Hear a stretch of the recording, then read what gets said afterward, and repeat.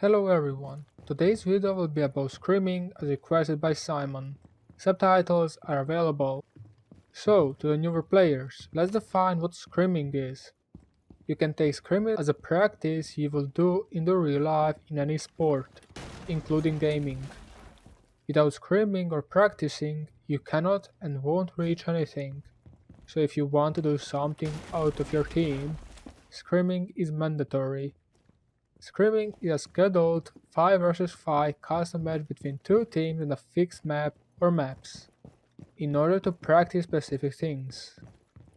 Before just scrimming, there has to be a reason behind it. Scrimming just for the sake of scrimming is the least useful you can do. Consider then to watch your scrim VODs if you literally have nothing to scrim for. Here are a few examples of what you can scrim, and obviously there are way more stuff. Number 1. Trialing new people in your team.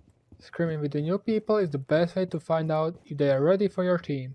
It is usually recommended to scrim one full week with the new person before you give the conclusion. By scrimming with the new people, you know exactly how does the player perform with your team. Is he a learner? The more you scrim with them, the more you will see if the chemistry will fit you guys or girls, or it will not fit. You definitely do not want to try new people in the casual, ranked or unranked, nor you want to give decision immediately after seeing their stats and ranked, because rank means basically nothing. Rank in this game is very similar to the cover of a book.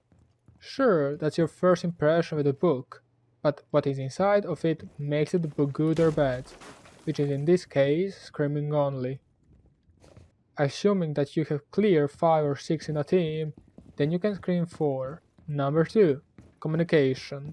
Play with basic strats, communicate your way through the round. This is an extremely important factor for IGLs, when to say fuck it, let's do another approach, but also important for pretty much everyone in your team. For example, entry fraggers. If you are pushing from two different ways, a same room with entries, the communication between these two are very important. The coordinated attack is dependent on your communication. Obviously, supports need to have communication on the point, especially during the roam hunt. Speaking of coordinated attacks, and since not everything should be done by the communication, we are going for number 3. Chemistry or synergy between you two. Not everything has to be called to be done. The longer you will play with your team, the better you will know what your teammate will do in a specific situation. Therefore, the better you will do in a specific situation. You will know what your teammate expects from you, and you will know what your teammate will do. Many things happen in this game by just game sense and game knowledge, and building up chemistry between your team is mandatory. Probably the biggest and the hardest factor to improve on. If you want, you can be extra drastic and actually go for most of the scrim muted. Only IGL or IGL scores, whereas all of you are adapting to the situation. Huge thing over here. IGL's job is not to babysit anyone. IGL's job is to call what kind of push will you do, and that's pretty much it. It's up to you to decide how will you push it. Would you like to have a video dedicated for IGLing? Let me know down in the comment section below. Number 4. But pretty much everyone knows, testing new strats, stuff and overall checking if new ideas are worth use in the actual matches.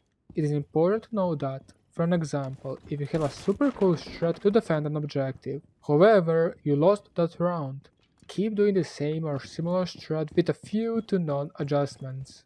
Scrim is there to find the weak points of your strat, to make the theoretical strat into a practical strat.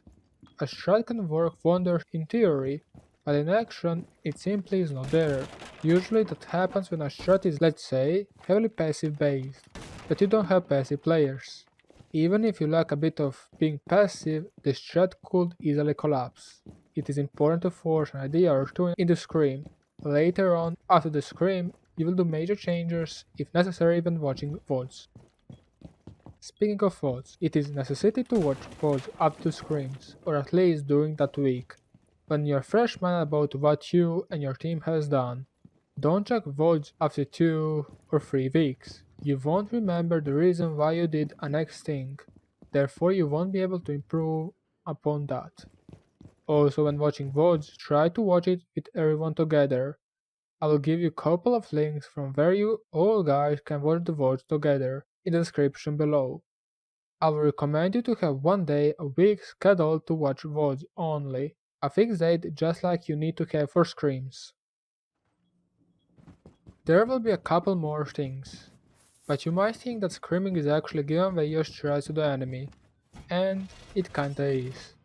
If you're doing nothing new, if you're playing pure ranked style versus a team that is actually trying something, you will most likely get into their blacklist. Even if you're screaming for trialing, communicating, or making up the chemistry, you don't want to play the scrim as ranked. That's simply disrespecting the opponent team, bringing something on the table. Spawn peeking or rushing is considered as a ranked style, so stay away from it as much as possible. Okay, let me give you some rules or things that you should know prior or during a scrim.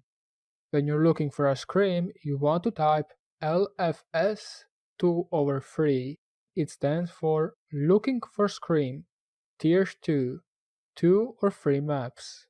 Usually Tier 1 stands for a Pro League team, T2 for the Challenger League, T3 for a good contender for a Challenger League team, like a good CCS team for an example, or a team that had won Go Force, and T4 is an amateur team.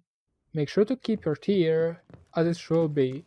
Since we are talking about tiers and overall the team rankings, you don't want to scream a way worse team than you.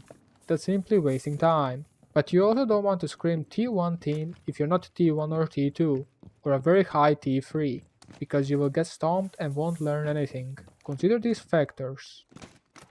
The 2 or 3 maps means Team A picks one map and Team B picks second map. You don't want to ban maps in the scrims. The point of a scrim is to practice a specific stuff, and not opponents to ban a map of yours where you would wanted to test something new. The third map is usually the agreement between you guys. Number of maps can be any number. Next rule. You don't play scrim for a win. Actually, on the contrast, it is better off to lose the scrim. However, you don't want to play to lose. But if you did 100% of yours and lost in a scrim, that means more mistakes can be fixed. Also, if you win a scrim, that doesn't mean you did a flawless job. Still do a VOD review of the scrim as well.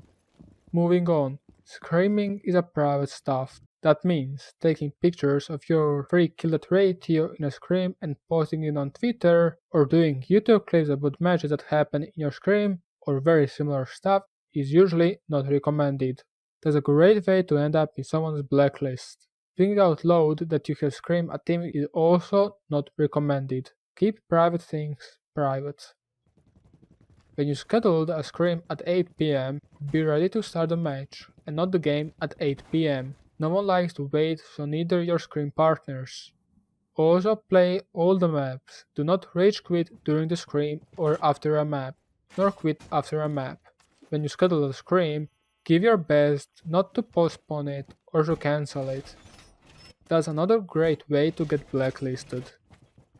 There are probably a few more things missing, however I will end up this list with: you or your team or the enemy team should be able to have observer to spectate the match. The observer should be constantly in the bird's eye, not moving a lot and not following a specific operator or specific stuff, but simply the whole game and obviously recording. The record should be shared with the enemy team as well.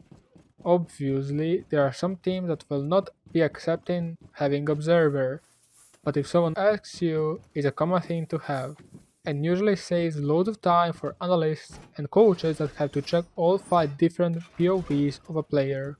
Make sure to comment down below more stuff in the list. There are so many stuff and it's not that easy to remember all of them. Thank you for watching the video. If you have any feedback, let me know down in the comment section below. If you would like to support me, drop me a like, subscribe and click the notification bell not to miss any video from my channel. Make sure to join my Discord server and to follow me on Twitter.